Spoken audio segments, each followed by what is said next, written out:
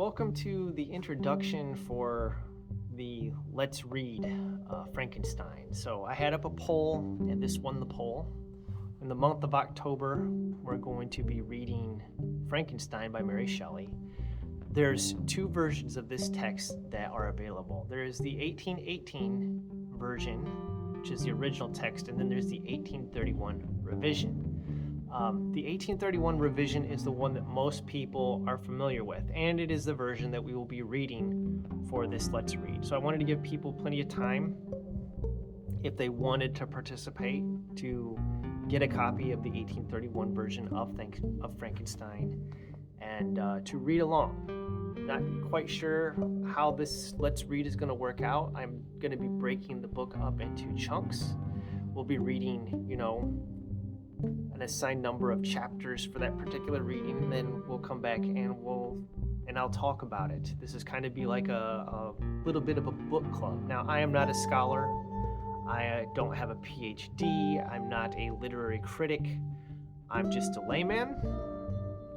But this is something for my own personal edification, to learn and to grow, to challenge myself, to maybe read things more critically, to immerse myself in more literary classics, to get more value out of my reading other than just reading books and then giving a short, 5-minute review for them. And there's nothing wrong with that. But I think from time to time, it does do us a bit of good if we actually take a text and rather than just read it, we analyze it and we ask ourselves questions about it. I don't think that reading necessarily should always be for pure enjoyment. Yes, there's an aspect of reading that we should read to enjoy reading, but there are also times when we read things that maybe we wouldn't consider quite as enjoyable because they're old, or we consider them archaic and out of step with time. But that's not always necessarily a bad thing. It can give us another point of view, another perspective. It can push us and challenge us to think about things differently. And I wanted to, tackle a book this month. And like I said, this won the poll. The choices were Something Wicked This Way Comes by Ray Bradbury, Frankenstein, or The Modern Prometheus, as it's called, and Phantom of the Opera. So I will be reading all three of those books in September, but since this one won, this is the one that we will choose to do a more in-depth analysis of. So I want to talk a little bit about Mary Shelley, the author, and her background.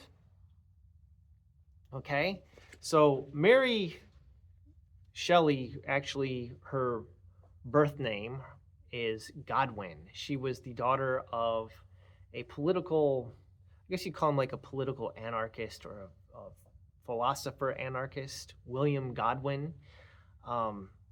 Godwin, so this is from the foreword here. It says, Godwin believed, like Voltaire, in the power of pure reason to solve all social, political, and personal problems. And like Rousseau, Godwin felt that humans are by nature benevolent and become evil only when abused by society. Now you're going to see that theme appear in this book concerning the creature, okay?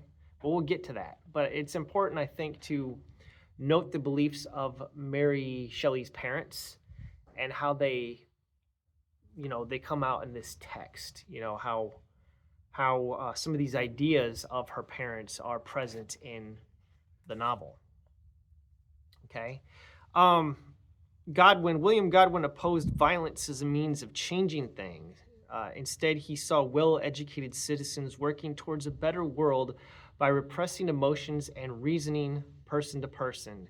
And so he became the father of philosophical anarchism. His ideas of progress, of the perfectibility of humanity, of perpetual peace through arbitration, inspired writers such as William Wordsworth and Percy Shelley. Percy Shelley would become Mary Shelley's husband. Right? Godwin's all-out critique of the establishment lies behind several stirring passages in Frankenstein. Now, Mary's mother, Mary Wollstonecraft, okay, it says here that before her marriage to William Godwin, she was a defender of the French Revolution, with an implicit threat that it could spread to England, where she said the miseries of the poor were radicalizing the workers. She attacked the hierarchical system that required underpaid mechanics to support the rich, and the idle aristocracy, and deprived women of any chance to realize their human potential. She demanded equal political rights for all English persons deprived of the vote, which meant that at that time, most members of the middle class, all workers, and all women, regardless of class. And then Mary Wollstonecraft actually died 11 days after giving birth to Mary Godwin. Now, Mary Godwin, we're going to get into my notes here because there is a foreword in this edition. Okay, the author's introduction was not present in the 1818 version. This is the 1831 revision, and Mary Shelley wrote an author's introduction for it.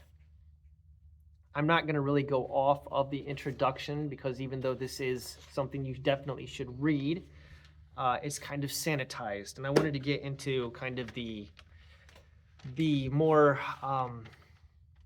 uncouth or, less desirable aspects of the story, how this Frankenstein came to be. So we'll talk about Mary Shelley here. In 1812, Mary Godwin, at that time, she met Percy Bysshe Shelley, who was an admirer of William Godwin.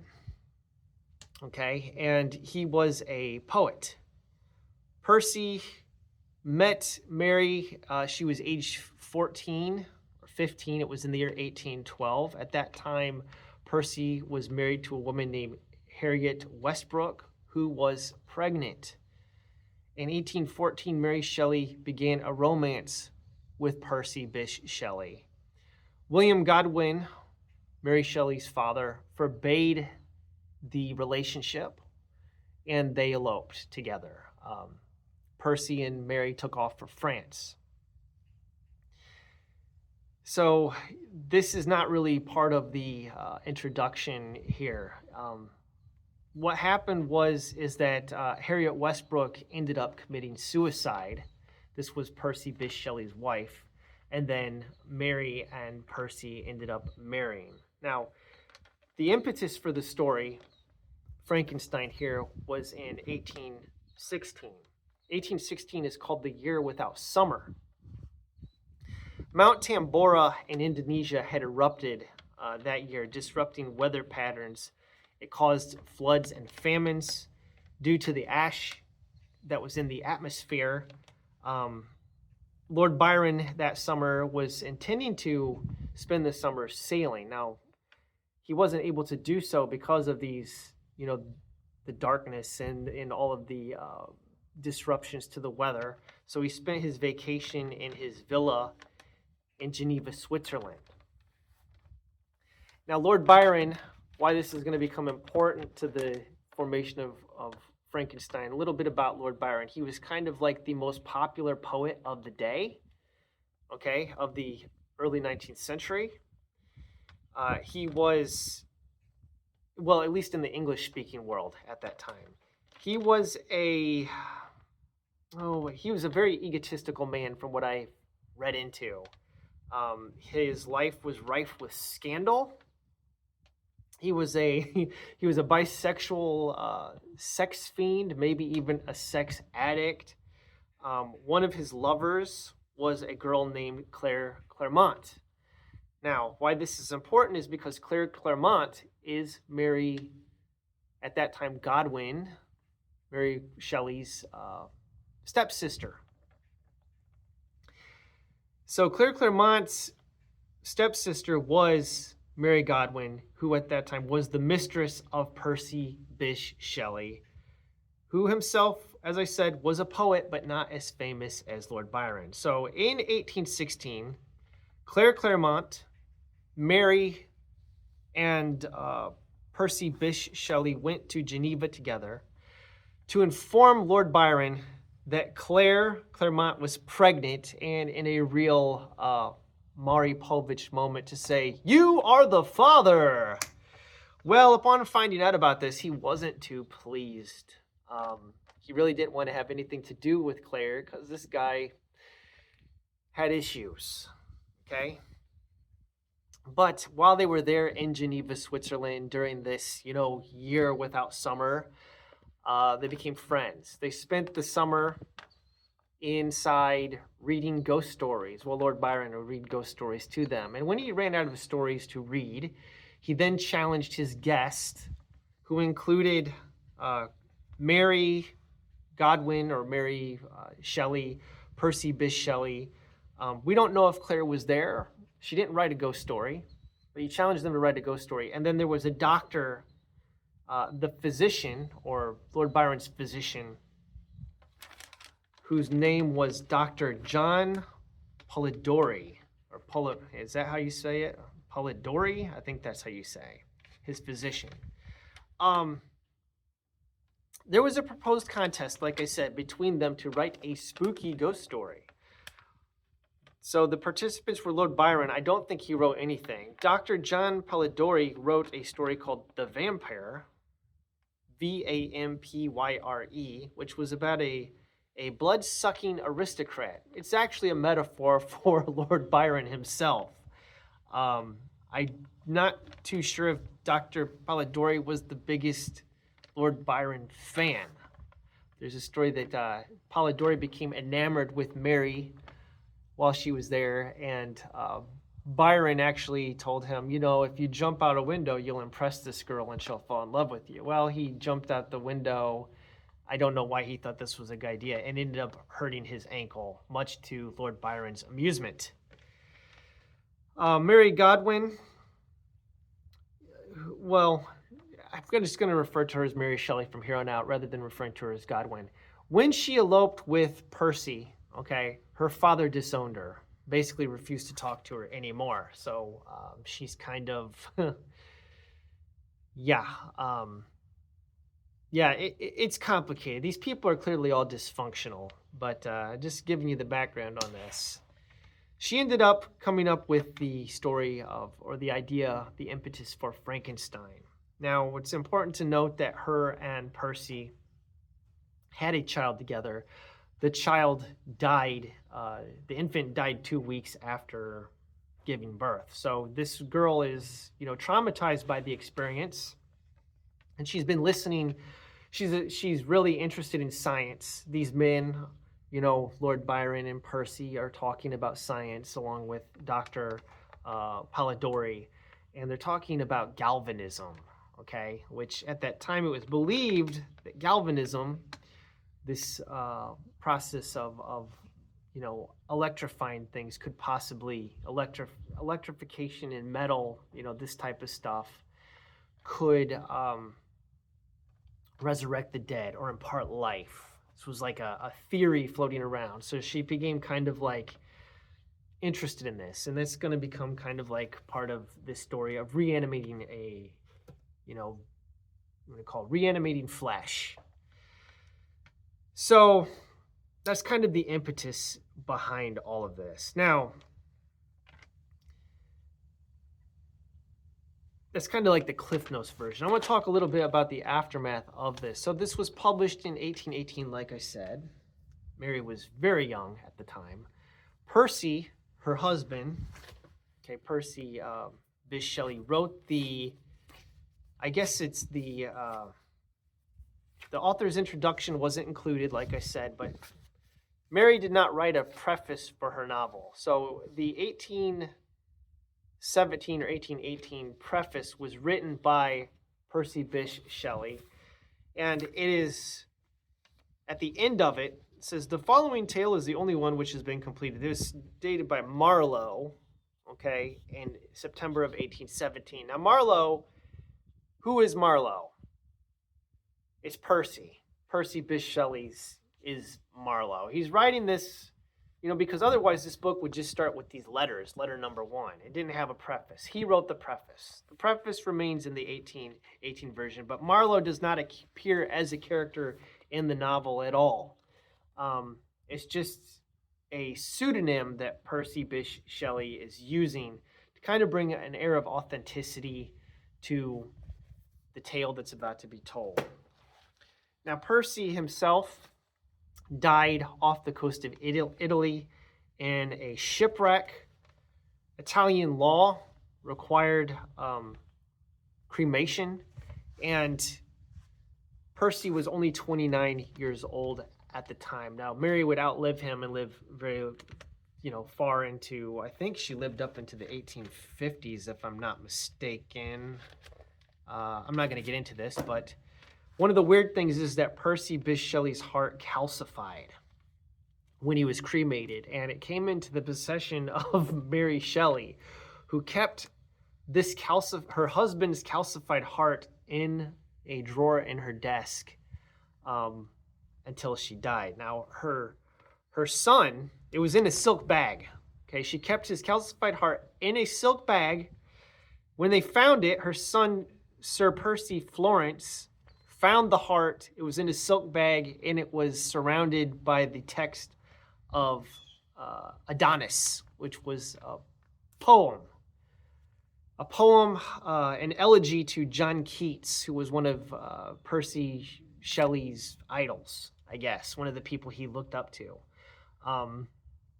Upon finding the heart in the bag, Sir Percy Florence had the heart encased in silver, and then it was put on display. This is very bizarre. Upon his death, I think they finally interred it in the, with the remains or in a crypt or something. But it's just a strange story. So, like I said, these people are kind of a little bit weird.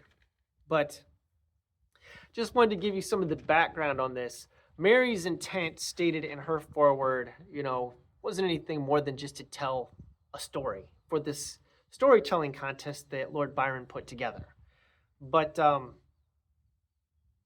this is the introduction.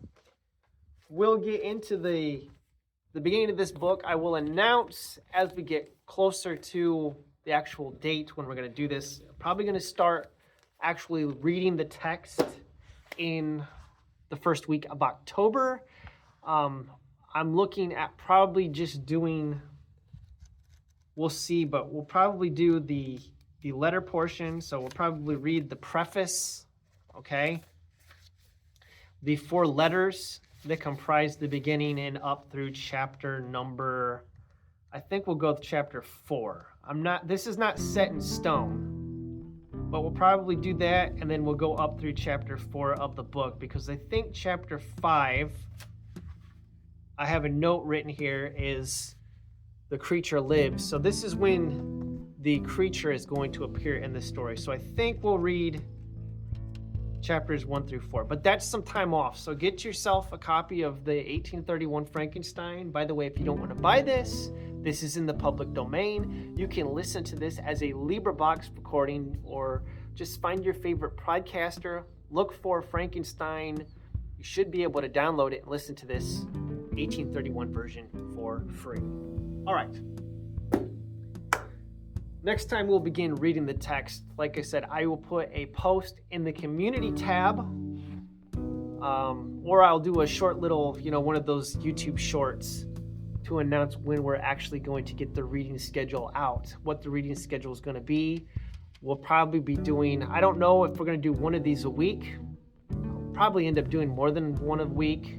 Probably do maybe 2 to 3 of these a week, probably every other day. I don't think I'm going to do them one after another. I did want to kind of get a head start on it, but we'll work out the details as we get closer. I'll do, like I said, a YouTube short. I'll put something in the community tab. So get yourself a copy of Frankenstein, download it, whatever you got to do. I'm going to try to, after we finish reading the book, we'll probably watch and analyze the 1994 film version, Mary Shelley's Frankenstein. I think it's got Robert De Niro in it as the creature, if I'm not mistaken. I remember watching this my sophomore year in high school, way back, I think right around the same time that the movie first came out, and I haven't seen it since, so it'll be interesting to revisit it.